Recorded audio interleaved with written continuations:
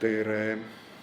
Täna ma istun oma sõprade juures raamatupoes Puent, nende hästi mõnusal diivanil, filosoofilise kirjanduse taustal ja loen teile ette esimest korda nende kohvikõrvaste jooksul ka ühest oma raamatust, mis ei ole võib-olla nii filosoofiline, aga mine sa tea.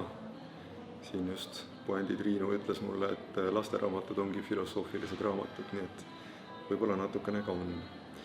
Ja see raamat, mida ma teile näitan ja millest ma lõigu ette loen, kannab pealkirja Kui ma oleksin vanaisa. Toredad pildid on siia teinud Kadi Kuremaa. Kui mina oleksin vanaisa. Kui mina oleksin vanaisa, siis kui mina oleksin vanaisa, siis ma oleksin üks igavesti vägev vanaisa ja mul oleks palju lapselapsi, vähemalt 10, aga võib-olla hoopis 12 või 13. Meil oleks koos hästi lõbus olla ja ma arvan, et ma vist meeldiksin neile isegi rohkem kui nende oma emad ja isad, sest ma ajaksin neile alati naeru peale ja mängiksin nendega kogu aeg igasuguseid põnevaid mänge ja lubaksin neile alati kõiki asju teha. Ma oleksin suur ja tugev ja nad ei peaks kunagi midagi kartma, kui nad minuga koos on. Jalad oleksid mul hästi pikad, sest kõik lapselapsed peavad ju mulle korraga sülle ära mahtuma.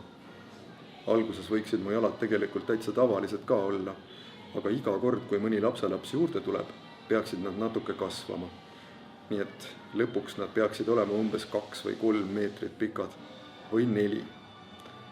Ma oleksin nii tugev, et kõik lapselapsed saaksid korraga mu jala peale istuda ja ma teeksin neile sõit linna ja ei ütleks üldsegi, et lõpetame nüüd ära, ma enam ei jõua, sest mängida ma jõuaksin alati. Ma ei tea, kas teie kuulete, mina kuulen siit koridorist kostmas jõulumuusikat ja sellepärast tahan ma teile lugeda hoopis ühe suvise loo ka. Kangelased.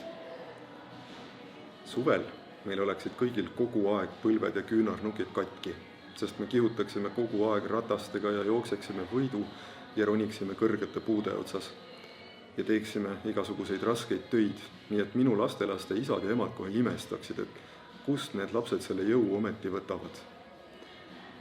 Alguses meil tuleks haavast natuke verd ja katkised kohad oleksid valusad. Eriti valus oleks see, kui vanaema puhastab haava ühe kange rohuga, mis paneb haava hirmsasti kipitama, aga me ei nutaks üldsegi. Ja siis läheks valu juba üle ka, sest me oleksime hästi tublid ja tugevad ja mis see üks auk põlve või küünarnuki sees ikka teeb. Me oleksime hirmus vaprad ja vägevad kangelased. Pärast me saaksime vaadata, kellel on kõige suuremad kärnad. Ja siis üks väike saladus ka, mis loodetavasti jääbki õhkuseni kauaks, kuni teist endast on saanud kas vanaema või vanaisa. Kui lapselapsed on ära.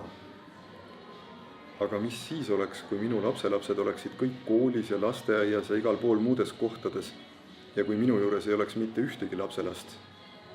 Vaat siis me teeksime vanaemaga kahekesi midagi hästi vahvat ja hästi salajast, nii et mitte keegi ei teaks, mis me teeme. Ja ega me ei ütleks ka, sest see on saladus. Vaat niisugused mõtted siis poisi peast, kes üritab mõelda, milline ta tahaks olla, kui tema oleks vanaisa. Need mõtted on sündinud ilmselt sellepärast, et kui mina väike olin, siis oligi vanaisa mulle kõige olulisem inimene ja kuna ta läks ära juba õige vara, siis olen ma selle peale kogu aeg edasi mõelnud, ilma et ma oleksin saanud tema käest küsida. Ja nii siis tundus ühel hetkel, et oleks aeg need lood kirja panna. Ma tänan teid ja loodan, et saame kokku juba nädala pärast.